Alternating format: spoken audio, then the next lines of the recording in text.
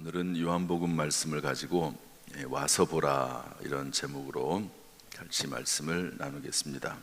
한번 따라서 할까요? 와서 보라. 29절에 그렇게 돼 있죠. 내가 행한 모든 일을 내게 말한 사람을 와서 보라. 이는 그리스도가 아니냐. 이 내용을 우리가 좀 먼저 살펴봐야 되는데요. 예수님께서 사마리아라고 하는 지역에 의도적으로 가십니다. 거기는 원래 유대인들이 안 가는 곳이거든요. 왜냐하면 거기는 이스라엘 사람들이 아수르 지역에 멸망당해서 그 아수르 사람들은 혼혈 정책을 썼습니다. 그래가지고 유대인들은 혈통을 지켜나가거든요. 우리나라도 민족성이 강한 나라입니다. 그런데 요즘 우리나라에 보면 이제 외국인들하고 결혼해서 조금 모양이 다른 그런 이제 우리 국민들, 그분도 우리나라 사람이거든요. 그런 분들이 이제 꽤 많습니다. 그런데 이 사마리아가 아수르라고 하는 나라와 피가 섞여서 이스라엘 사람들은 아주 철저하거든요. 그래서 이 사마리아를 지나가지 않습니다. 사람 취급도 하지 않습니다. 근데 어쩔 수 없는데, 아니 자기네 나라를 침공해가지고 정말 거의 반강제적으로 그런 일을 하는데 그걸 어떻게 하겠습니까? 그래도 유대 사람들은 북쪽 이스라엘 남유다 아닙니까? 남쪽 유다 사람들은 이스라엘 이 사마리아 사람들을 받아들이지 않았습니다. 어쨌든 예수님께서 그럼에도 불구하고 이 사마리아를 통과하시게 되는데, 마침 낮 12시에 한 여자가 우물을 길러 옵니다. 그래서 그 여자하고 제자들은 또 같이 있고 여자하고 같이 이제 대화를 하게 되는데요. 대화를 하다가 예수님께서 물을 좀 달라고 합니다. 그러니까 물을 왜 달라고 하냐고, 유대 사람들은 우리를 멸시하지 않냐고, 이 땅을 지나가지도 않는데 왜 나한테 물을 달라고 하냐고, 그러면서 아주 퉁명스럽게 대답을 합니다. 그랬더니 예수님께서 만약에 내가 누군지 알았으면 오히려 나에게 물을 달라고 할 것이다. 내가 주는 물을 마시는 자는 영원히 죽지 아니할 것이다. 영생하도록 솟아나는 샘물이 내가 주는 물이다. 이렇게 말씀을 하지요. 그래서 그 여자 그러니까 얼마나 그렇습니까? 지금 그 여자는 나중에 나오지만 다른 여자들, 동네 사람들을 피해가지고 그 뜨거운 대낮에 와가지고 물을 깃는 여자거든요. 그런 물이 있으면 좀 달라고 그랬더니 예수님께서 대답을 안 하세요. 대답을 해도 무슨 말인지 모르죠. 그러니까 말을 바꿔서 예수님께서 네 남편을 데리고 와라 이렇게 얘기합니다. 남편을 데리고 와라. 남편을 데리고 오라는 말을 딱 듣는 순간 이 여자가 뭐라고 말을 하냐면요, 나는 남편이 없나이다. 남편이 없습니다. 그렇게 얘기합니다. 그랬더니 예수님께서 하는 말이, 네 말이 옳다. 너는 이미 5명의 남편을 두었는데 지금 6번째 남자하고 살고 있는데 그 남자는 너의 남편이 아니다. 이 여자는 지금 6번째 남편하고 살고 있는데요, 그 남자가 남편이라고 생각을 안 하는 겁니다. 남편이 아니에요. 그냥 어쩔 수 없이, 이 당시에는 여자에게는 아무런 권한도 없습니다. 아무것도 할 수가 없어요, 여자로서. 그러니까 남편을 두고 살아야 되긴 하는데 어쩔 수 없이 사는 겁니다. 또 계속 이 남자가 마음에 안 들어서 또 저 남자를 만나보고, 또 이 남자하고 또 이혼하고 저 남자를 만나보고, 그렇게 해도 만족함이 없는 거죠. 어쨌든 6번째 남자하고 살고 있는데 예수님에게 대답하기를 나는 남편이 없나이다. 야, 남편 불러와라 그랬더니 남편이 없습니다. 그렇게 대답을 했습니다. 예수님께서 네 말이 옳다. 지금 남편은 5이나 있었고 지금 남편하고 살고 있는데 네 말이 맞다. 그러니까 이 말을 듣고 깜짝 놀랍니다. 자기가 자기에 대해서 얘기한 적이 하나도 없거든요. 아마 그리고 이렇게 깜짝 놀랄 정도가 되면 이 여자가 이게 제 추측입니다. 이 동네 저 동네로 옮겨 다니지 않았을까 이런 생각을 해요. 그리고 그 동네 사람에게도 이 사실을 숨기지 않았을까. 이게 드러내고 말할 수 없는 문제잖아요. 왜냐하면 나중에 이제 이 여자가 그 동네 사람들에게 하는 말을 보면 우리가 그렇게 추측을 하는 것도 가능하다고 봅니다. 어쨌든 이것은 아무도 몰라요. 아무도 몰라. 동네 사람도 몰라. 자기가 계속 옮겨 다녔기 때문에 이런 일들을 알리고 싶지 않아서 아무도 몰라요. 아무도 몰라. 그런데 예수라고 하는 젊은 남자가 자기의 감추고 싶은 그런 이야기들을 꺼내놓는 거지요. 그러니까 얼마나 깜짝 놀라겠습니까? 나중에 이제 이런 이야기들을 동네 사람들이 가가지고 내가 행한 일, 아무도 모르는 일을 알고 있는 이 사람을 한번 만나봐라. 그러면서 이야기를 하지 않습니까? 지난 금요일 날 이제 신길교회 가서 설교를 했는데요. 거기서 또 숙소를 하나 잡아주더라고요. 금요 기도의 시간이니까 늦게 끝나고 또 피곤하니까 그래서 이제 숙소를 잡아줘서 잠을 자고 그리고 이제 오려고 그랬더니 아침에 그 목사님이 담임 목사님이 전화를 하셔가지고 식사하고 같이 가자고 이제 식사를 같이 했습니다.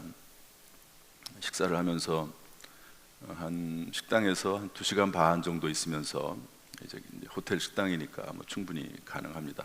얘기도 할 수 있고 그래서 한 2시간 반 정도 같이 식사하면서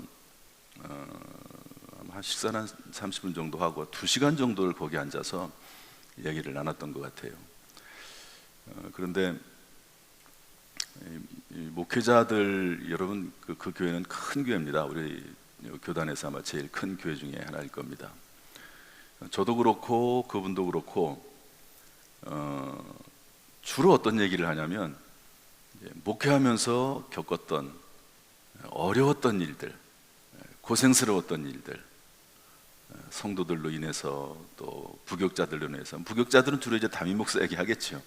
근데 이제 그분도 이제 큰 교회를 겪어오면서 수많은 부교육자들을 겪지 않았겠습니까? 그런 큰 교회에서 이 담임 목사를 힘들게 할 수 만한 일들이 있을까 생각을 했는데요. 참 상상하지 못할 일들이 있더만요. 정말 상상하지 못할 일들이. 저도 물론 마찬가지고요. 저도 이제 그런 이야기들을 쭉 나누면서 서로 목회에 대한 이야기를 나눌 수 있었습니다. 드러내놓고 할 수 없는 말들, 드러낼 수도 없는 말들. 이렇게 두 사람이 이렇게 두 부부가 만나니까 그런 일들이 가능하죠. 그 신길교회 목사님은 저희 대학원 동기입니다. 35년 됐습니다. 졸업한 입학해가지고 친분이 같이 지내죠. 그래서 그런 이야기들을 쭉 하는데요. 참 인생을 산다고 하는 게 뭐라고 할까요? 어려움과 고난과 슬픔의 연속이라고 할까요?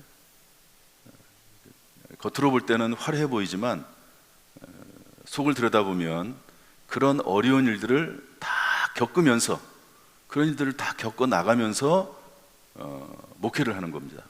그리고 성도들도 마찬가지겠죠.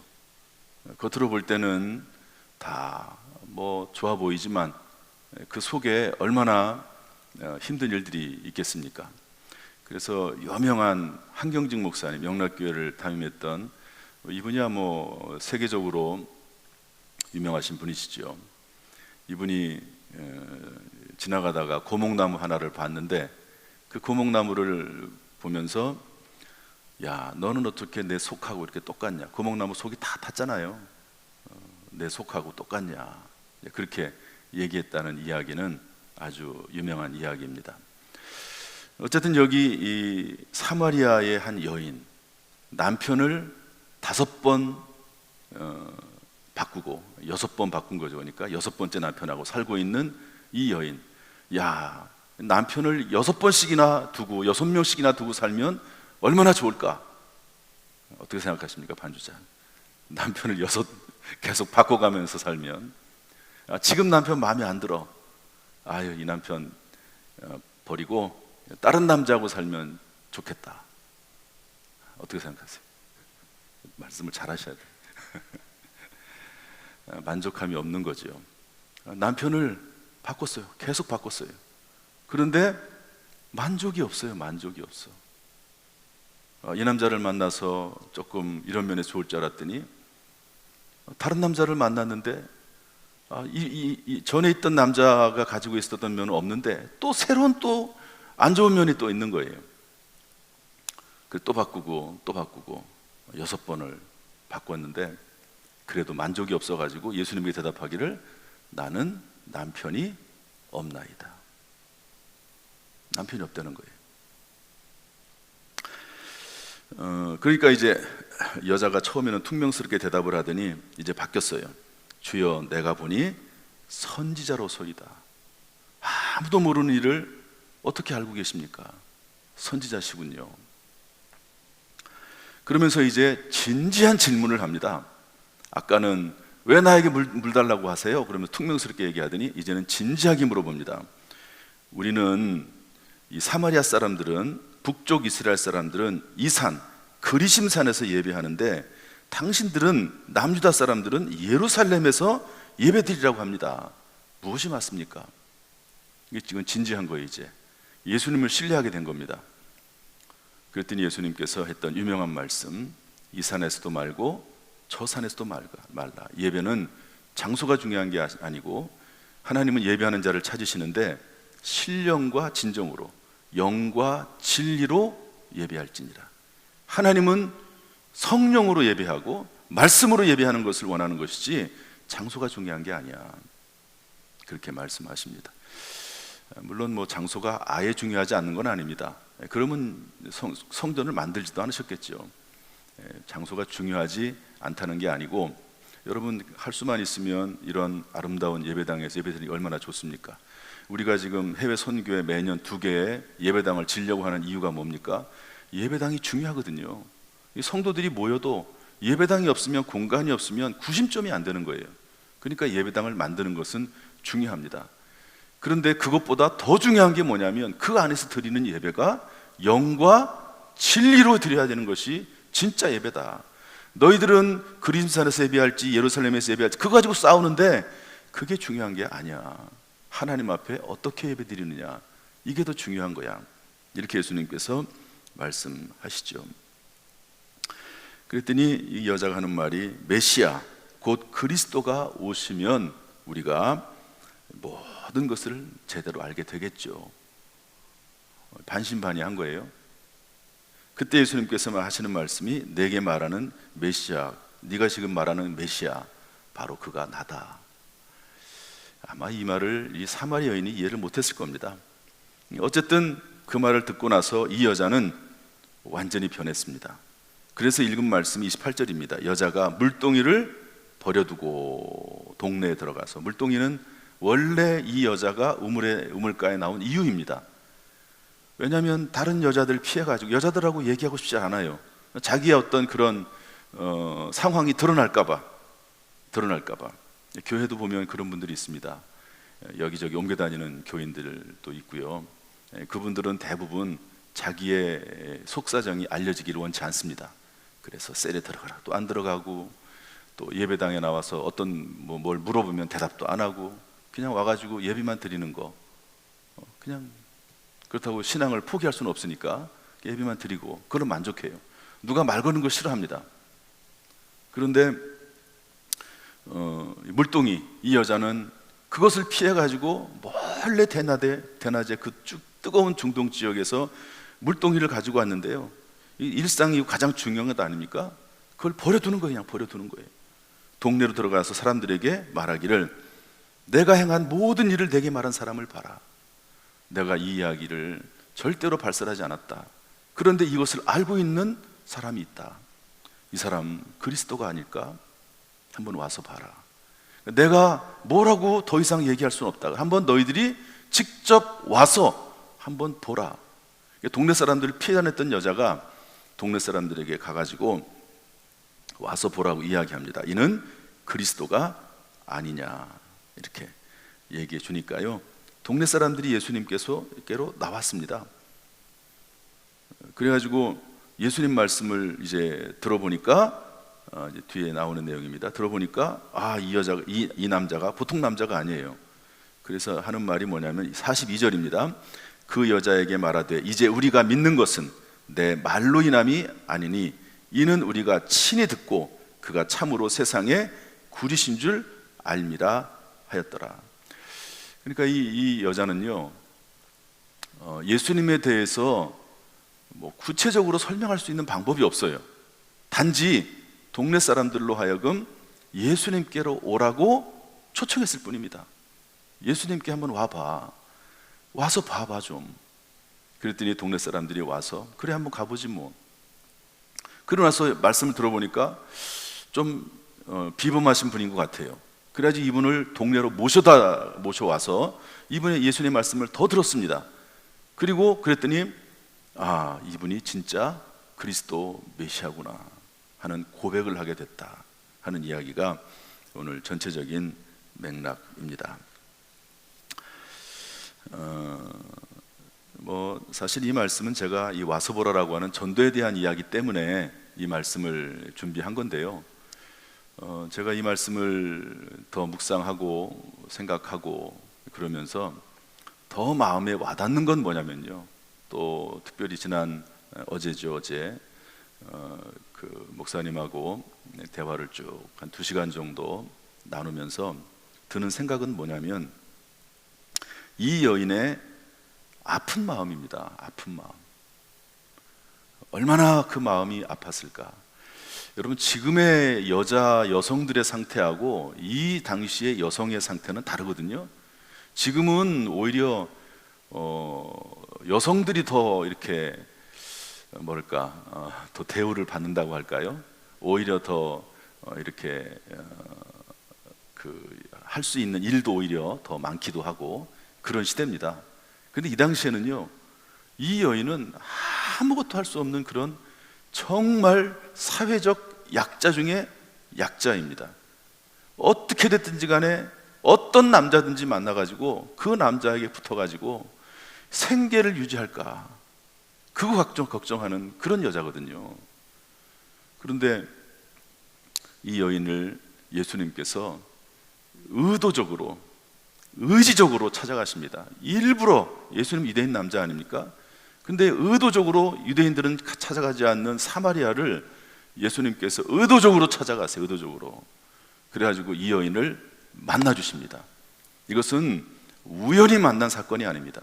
예수님께서 의도적으로, 의지적으로 이 여자 하나 만나기 위해서 예수님께서 찾아가셨다 하는 것이 이 본문의 핵심입니다. 전도를 해라, 중요하지요. 그러나 한 영혼, 특별히 이 가난하고 불쌍하고 상처 입고 괴로워하고 죽지 못해 살고 있는 이 한 여인, 이 한 여인을 예수님께서 만나주러 가셨다 하는 것이 이 말씀 속에서 봐야 될 중요한 핵심이다, 이렇게 여겨집니다. 여러분, 혹시 이 사마리아 여인 같은 그런 상황 가운데 있지 않습니까? 너무 힘들고 괴롭고 낙심되고 내 인생은 왜 이렇게 피곤할까? 그런 분들이 있습니까? 그렇다면 이미 우리가 만나서, 여기 있는 분들은 다 예수님을 만났죠. 근데 이미 만난 그 예수님을 자꾸 잊어버리고 살아. 잊어버리고 예수님은 생각하지 않고 자꾸 딴 생각만 하며, 딴 생각. 나에게 이미 예수 그리스도 성령이 계신데 또 나에게 이미 말씀이 있는데 그 말씀을 망각할 때가 있습니다. 망각. 그러지 말고 여러분 다시 한번 예수 그리스도를 내 안에서 불듯하고 성령을 다시 한번 내 안에서 일어나게 하시고 말씀 안에서 다시 한번 새로운 힘을 얻는 우리 모든 성도가 되기를 주님의 이름으로 축복합니다. 축복합니다. 오늘 준비한 제가 말씀을 좀 보겠습니다. 첫 번째로 이 여인은 자신의 신분이나 환경이나 처지를 초월해서 사람들에게 말했습니다. 한번 따라합시다. 이 여인은 자신의 신분이나 환경이나 처지를 초월해서 사람들에게 말하였다. 이 여자는 왕따이거든요. 스스로 왕따입니다. 스스로. 동네 사람들 만나기 싫어. 스스로 왕따인데 그럼에도 불구하고 그것을 버리고 스스로 왕따가 되는 것을 버리고 동네 사람들에게 찾아갔습니다. 이 여인은 6년째 남편과 살고 있는 여자입니다. 이 여자는 전도하지 못할 이유를 말하자면 전도할 수 있는 환경이 아니었습니다. 왜냐하면 자기는 사람들이 가고도 싶지 않아. 그리고 자기에 대해서 알리고 싶지도 않고 내가 사람들하고 전도하다 보면 내 상황을 얘기해야 되는데 그 사람들하고 친교하고 교제를 나눠야 되는데 그게 싫어요. 싫어.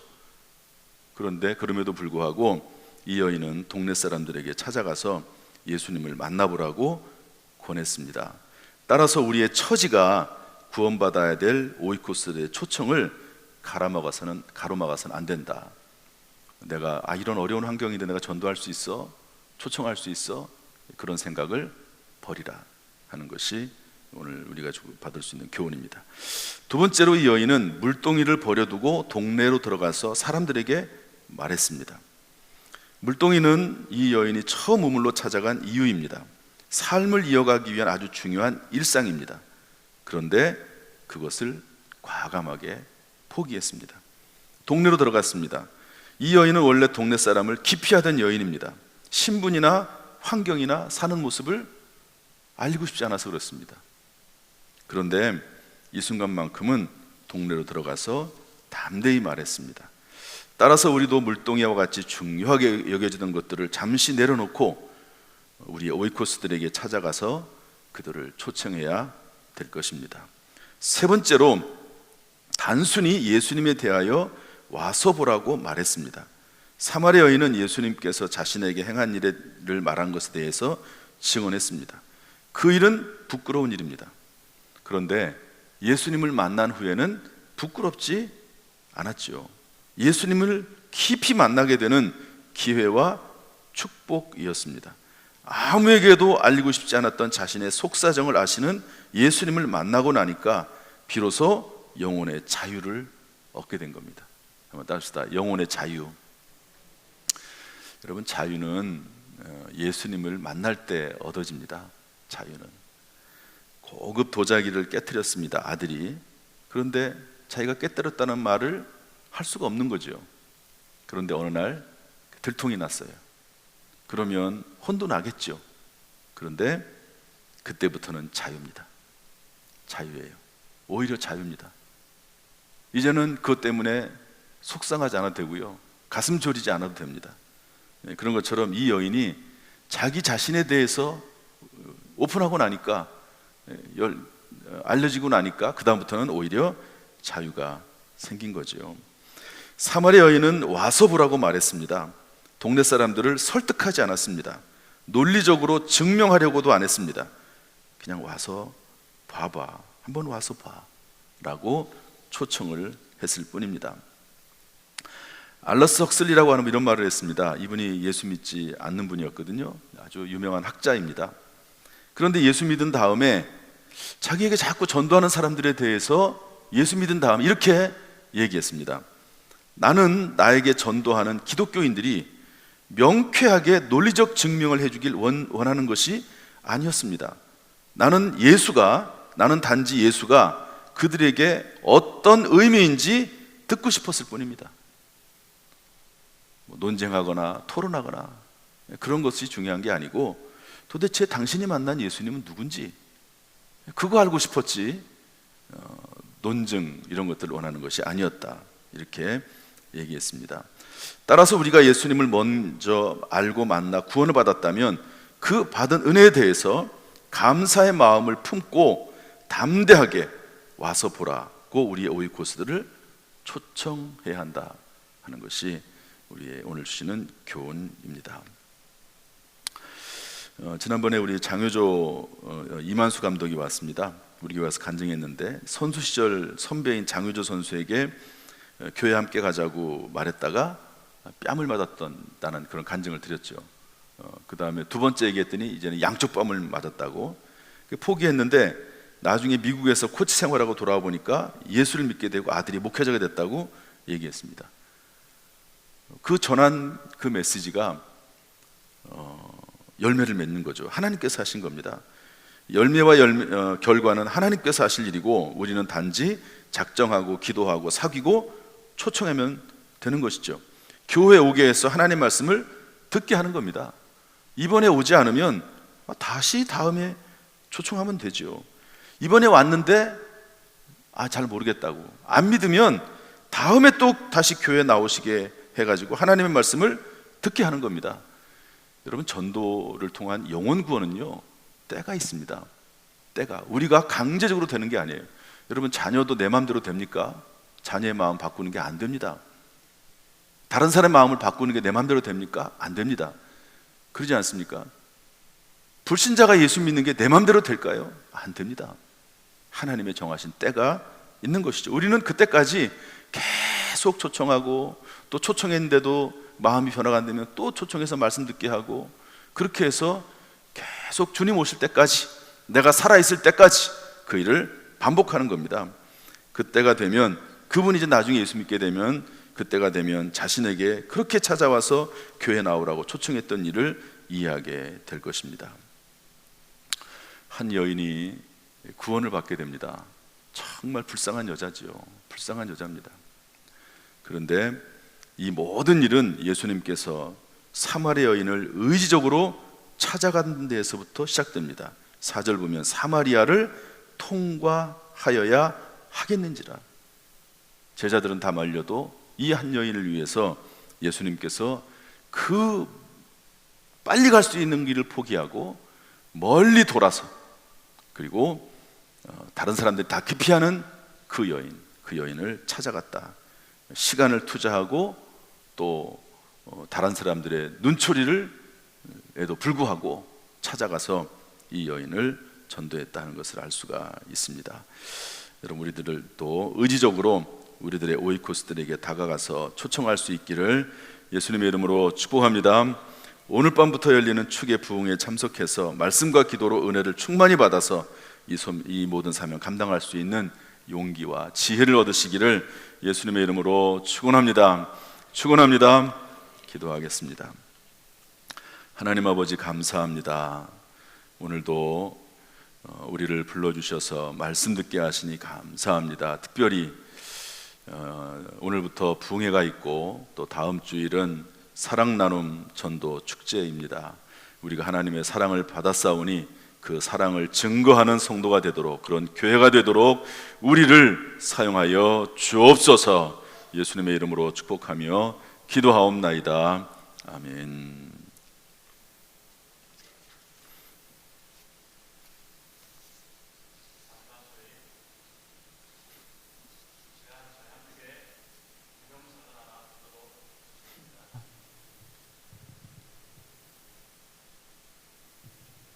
네, 동영상 하나 보도록 하겠습니다.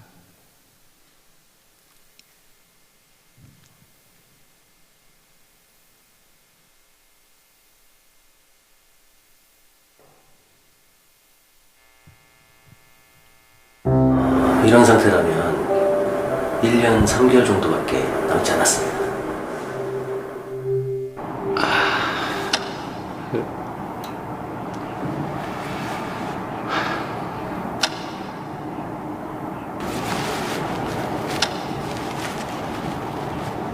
이거 아직 뭐 해야 될 게 많은데 이게 이제 다 물거품이 되는가.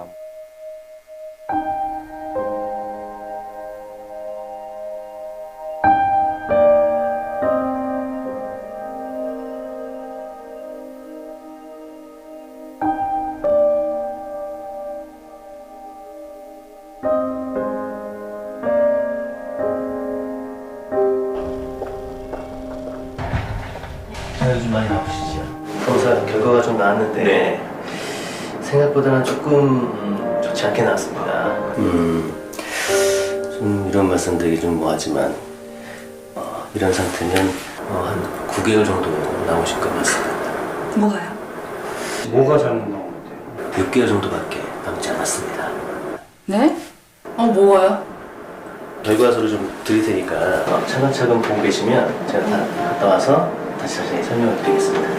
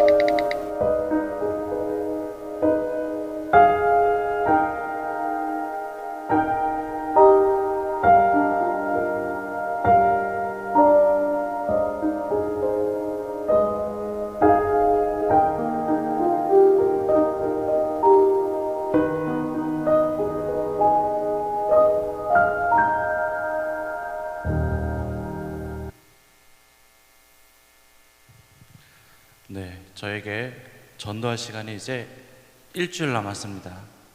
우리 오일교수들을 만나서 함께 밥 먹고 또 차 마시고 선물을 전도할 수 있는 시간이 일주일 남았습니다. 그들이 가서 꼭 와서 보라 라고 말할 수 있는 시간이 일주일 남았으니까 꼭 우리 함께 기도하시고